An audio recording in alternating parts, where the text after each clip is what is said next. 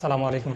चंद साल पहले तक तो जेब कतरों का, चोरों का, डाकुओं का, फ्रॉडियों का तरीक़ाकार मुख्तलिफ हुआ करता था। कहीं रश्क को देखकर, कहीं हुजूम को देखकर बसों में, लारी अड्डे में लोगों के जेब काट लिए जाते थे। लोगों के साथ मुख्तलिफ़ किस्म के फ्रॉड्स किए जाते थे।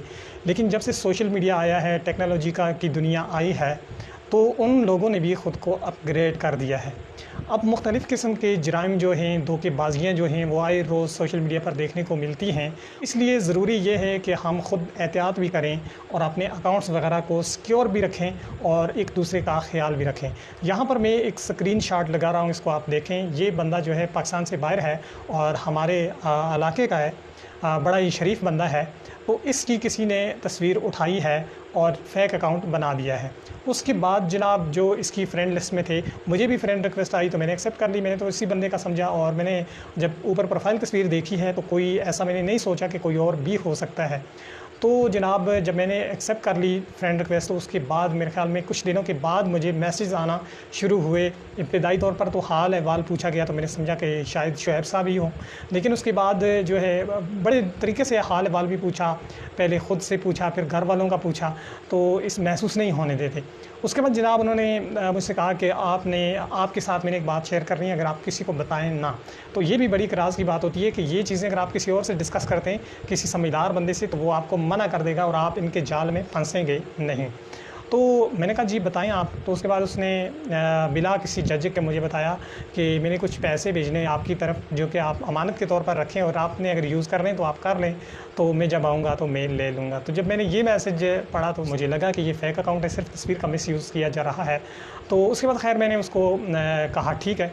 तो मैं आगे देखना चाहता था कि ये कहाँ तक जाता है। तो उसने मुझे कहा कि आप अपने आईडी कार्ड की पिक सेंड करें और फिर मैं आपको पैसे भेज देता हूँ। तो मैंने कहा आईडी कार्ड की पिक तो मैं सेंड नहीं कर सकता, लिहाजा मैं आपको नया पे या सादा पे वगैरह का अकाउंट नंबर दे देता हूँ, आप उस पर सेंड कर दें। तो वो कहने लगा नहीं ऐसा नहीं हो सकता। तो मैंने 4 ऑप्शन दिए थे, जायज़ कैश, इज़ी पैसा, नया पे, सादा पे। तो उस पर वो नहीं माना। तो उसका मकसद यही था, चूँकि उनकी तैयारी जो होती है वो उतनी ही होती है। तो उसने करना ये था कि वो जो उनकी फ़ेक फ़ॉर्म वगैरह बने होते हैं, उसके साथ आपकी उसकी आईडी कार्ड की कॉपी को भी ऐड करना था और उसके बाद कहना था कि भाई हाँ, ये पैसे आपकी तरफ हमने सेंड कर दिए। और सभी लोग जानते हैं कि जब बाहर से पैसा आता है तो चंद घंटे आपके अकाउंट में पहुंचने तक लग ही जाते हैं। तो फिर फ़ौरन से आपको ये कहा जाता है कि एक बंदा है मेरा, उसको बड़ी इमरजेंसी है, तो आपके पास तो ये 10 लाख या 15 लाख इतने पैसे आने वाले हैं, तो उसमें से जनाब 2 लाख आप अपने पास से दे दें उस बंदे को, उसकी मजबूरी है। तो बाद में मेरे पैसों से आप काट लेना और या फिर जितने भी वो हो सकते हैं आपसे किसी से आप ले दें। तो वो निकालने की कोशिश करते हैं कि इतना पैसा जल्दी से जल्दी निकल जाए। तो उसके बाद वो पैसे आने तो होते नहीं। तो ये हो रहा था जनाब फ्रॉड।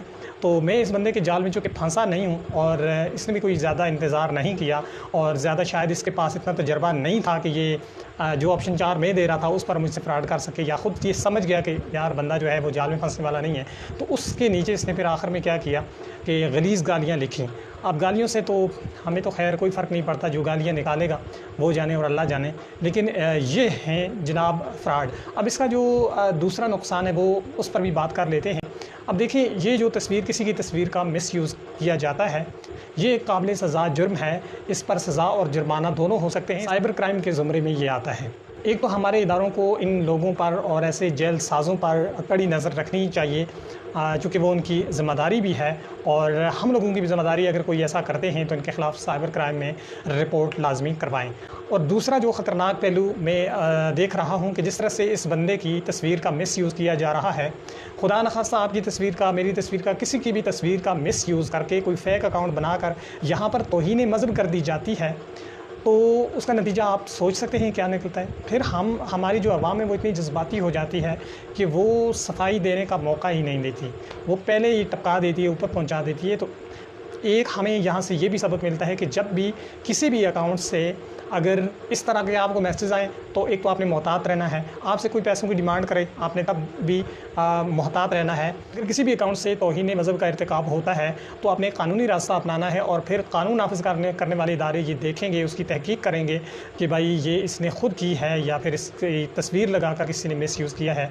तो कम अज़ कम इस तरह की जो हमारी मजहबी एक्टिविटी होती हैं उसमें हम जज्बात में आकर, इश्तिहाल में आकर अगले वाले की जान के लिए भी ख़तरा बन जाते हैं, तो ऐसा बिल्कुल भी नहीं करना। आपके ज़हन में ये बात हमेशा होनी चाहिए कि ज़रूरी नहीं है कि ये बंदा वही हो, कोई और भी इसकी तस्वीर का इसके अकाउंट को हैक करके इसके अकाउंट अगर अनसिक्योर है तो वो वैसे भी लॉगिन हो सकता है, तो कोई इसका मिसयूज़ कर रहा होगा। तो ये काम कानून नाफ़िज़ करने वाले इदारों के ज़िम्मे ही है, उनको करने देना चाहिए। तो बहरहाल इन तमाम तर मामलात में हमें सोशल मीडिया पर बहुत ज़्यादा मोहतात होने की ज़रूरत है। शुक्रिया।